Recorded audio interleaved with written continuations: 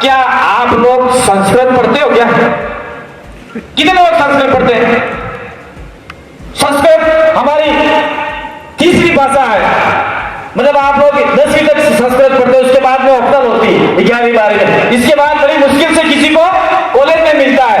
लेकिन tribal university के अंदर चाहे बीएड कर रहा हो, चाहे एसटीसी कर रहा हो, आपका ये जो वेद विद्यापीठ का आधार से जबरन आदिवासियों के ऊपर संस्कृत थोपना काम चालू किया है। चाहे वो पढ़ना चाहता नहीं है, फिर भी आप लोग हमारे इलाके में ये जो पाखंडवाद का मामला चल रहा है वो आपको सोचना है। मैं इस मंच के मार्फत से लेके जाना चाह रहा हूँ। जी भाई आदिवासी समाज सेवी हैं, आज के छात्र कार्यकारिणी शपथ विधि में आपका उद्बोधन।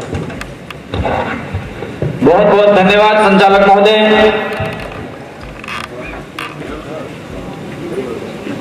मैं सबका नाम नहीं लूंगा क्योंकि समय वेस्ट हो जाएगा।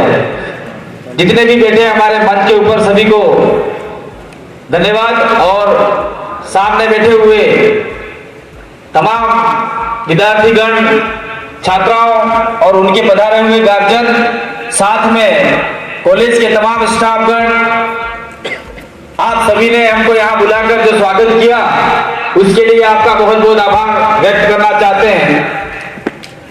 ये जो छात्र संघ शपथ ग्रहण समारोह, शपथ तो उस दिन हो गया जिस दिन लड़के जीते थे उस दिन, लेकिन एक परंपरा है, उस परंपरा को आप लोग अच्छी तरह से निभा रहे हैं। और मैं बीच में बैठे हुए हमारे जीते हुए प्रतिनिधि को कहना चाह रहा हूं कि आपकी ये दूसरी शपथ है, और इस दूसरी शपथ के अंदर इस कॉलेज की जितनी भी समस्या है, जो समस्याएं प्रिंसिपल महोदय तक निपट सकती है, क्लासें नहीं लग रही है तो करवा सकते हैं, लेकिन मुझे नहीं लगता कि 7000 बच्चों पे मात्र 24 लेक्चरर हैं, तो क्लासें तो शायद लगनी असंभव है। तो ये समस्या का सुलझाना करेगा कौन?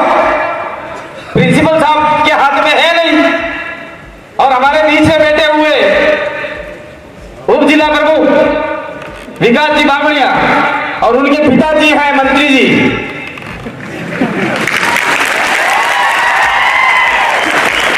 अपन विकास जी के मार्फत से तो खिलवा सकते हैं कि खिलवा सकते हैं?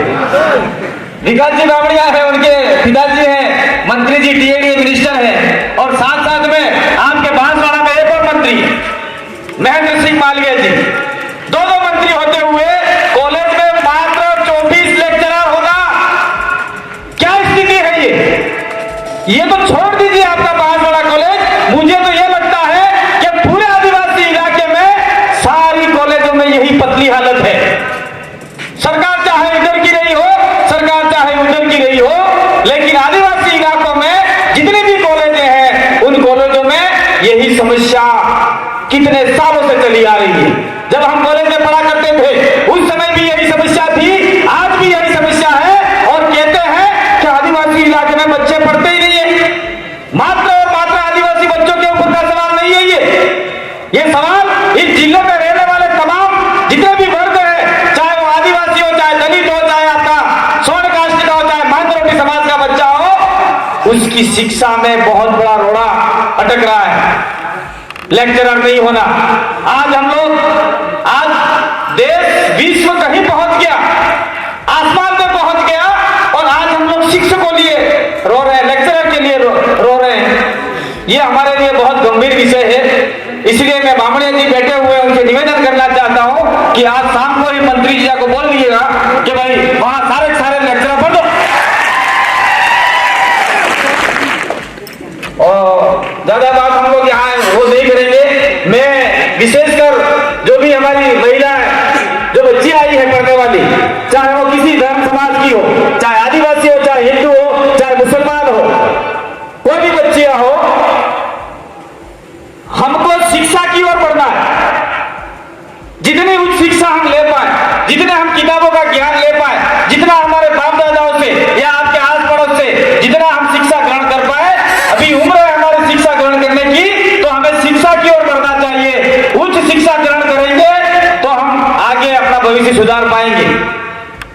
और खास करके मैं विशेष करके आदिवासी बालिकाओं और जो बच्चे लोग हैं उनसे कहना चाह रहा हूं कि हमारे आदिवासी इलाके में आज 10 वर्षों के अंदर ही विभिन्न देवियां देवता अवतार लेते लॉन्च होते नए नए। जो पहले है उसको तो मान नहीं रहे और नया और एक टपक जाता है ऊपर से। बोलो। वो मैं एक वाक्य बताता हूं सर, मैं 5 मिनट और लेना चाहूंगा। हमारे डूंगरपुर के अंदर मीनावाड़ा से एक माता जी आई, जो आप लोग भी करते होंगे दशा माता। तो वो माता जी आई, फिर वो 10 दिन का बच्ची ने उपवास रखा, स्कूल जाना छोड़ दिया और फिर उसको बाहर आ गए जबरदस्त दौड़वानो काम चालू में नक्की भाई बिल्ली खबर पड़ा दौड़वानो बाहर आ गया, जैसे बाल खुले रखे माता जी आ गई उसके शरीर में। वो साइकोलॉजी में माता जी नहीं आई थी, पागल हो गई। वो तलवार निकाली दौड़ते हुए और पास में एक छोटी बच्ची बैठी थी 9 साल की, उसकी गर्दन पे दे तलवार से मार दिया। वो बच्ची मर गई, उसको जेल की हवा खानी पड़ी। अगर वो मीनावाड़ा वाली जो एक नया अवतार आया था उसमें ताकत होती तो वो बच्ची मरती नहीं और वो तलवार उठाती नहीं। तो ये सारा पाखंड चल रहा, पाखंड। तो इस पाखंड की ओर आप लोग उसको दरकिनार करोगे और शिक्षा की ओर बढ़ोगे, वैज्ञानिक शिक्षा, दृष्टिकोण शिक्षा। जब तक आप पाखंड और इससे बाहर नहीं निकलोगे तब तक आपके साथ में ऐसी समस्याएं होती रहेगी। बेरोजगारी की समस्याएं, शिक्षकों की समस्याएं। मैं एक उदाहरण देना चाह रहा हूं, कथा काल्पनिक का मामला है लेकिन हमारे लोग कहते आए हैं, जिनके हम सुनते आए हैं। एक कौरव और पांडवों को जब एजुकेशन मिल रहा था, शिक्षा मिल रही थी तीर चलाने की, वो कथा है, कहानी है, कोई वास्तविक नहीं है, उसका कोई प्रूफ नहीं है, कोई एविडेंस नहीं है। लेकिन वो कथा कहानी में एकलव्य पढ़ने के लिए गया तो द्रोणाचार्य ने मना कर दिया, नहीं भाई हम तो आपको नहीं पढ़ा सकते, आप तो निम्न कैटेगरी के बच्चे हो। तो एकलव्य ने सोचा कोई बात नहीं है, नहीं पढ़ाते हैं, मैं अपना आप में पढ़ दूंगा। कहा जाता है कि पुतला बनाया और पुतले के सामने तीर कमान इतना तेजी से सीखा उसने और अर्जुन और दुर्योधन और कौरव पांडवों को पीछे छोड़ दिया। जब एक कुत्ता भौंकता होगा तो सारे तीर उसके मुंह में डाल देगी, जो खून नहीं आया। पता किया ये आदमी कौन है, तो पता पड़ा कि एक भील छात्र है जो इतना ताकतवर है। फिर द्रोणाचार्य ने उसको अंगूठा काट दिया, आप सब जानते हैं। लेकिन वो अब कथा कहानियों में हमको नहीं जाना है, लेकिन एक शिक्षा हमको उससे मिलती है। क्या मिलता है कि हम बिना शिक्षक से भी पढ़ाई कर सकते हैं। उस जमाने में मात्र पुतले से आप लोग पढ़ाई कर सकते हैं, तो अब की बार आपके पास में तो मोबाइल है, इंटरनेट है, विभिन्न प्रकार की किताबें हैं, उन किताबों को जरिए हम लोग भी पढ़ सकते हैं साथियों। इसलिए बामणिया जी करवाएंगे, लेकिन आपको भी पढ़ाई जारी रखना है।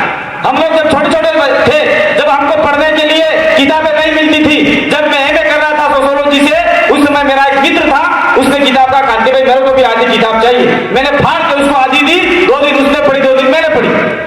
वो हमने मंदिर देखा है, 4 आने 8 आने लेके हम स्कूल जाया करते थे, 50 पैसा किराया था हमारा।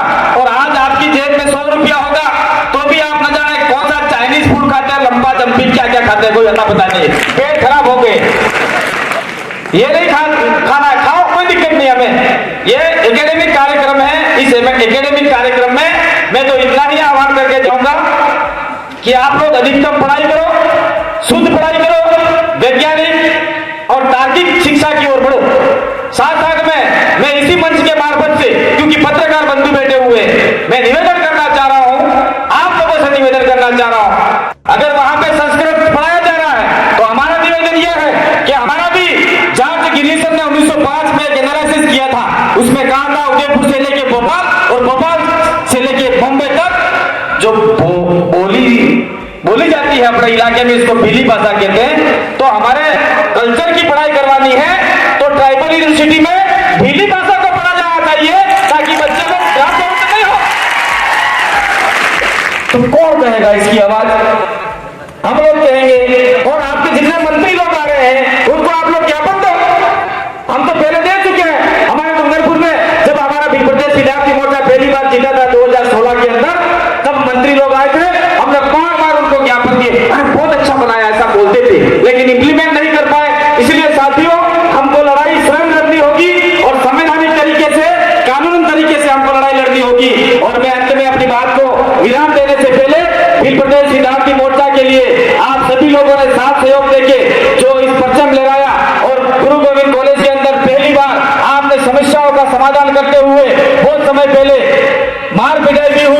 इस कॉलेज में भील प्रदेश विद्यार्थी मोर्चा के बच्चों के साथ में हाथ पैर भी तोड़े गए, लेकिन आपने कमी नहीं छोड़ी, आपने आशा नहीं छोड़ी और आज 2022 के अंदर यहाँ पे बैठने के लिए आपकी जो ताकत है उसको हम लोग सैल्यूट करते हैं, धन्यवाद देना चाहते हैं।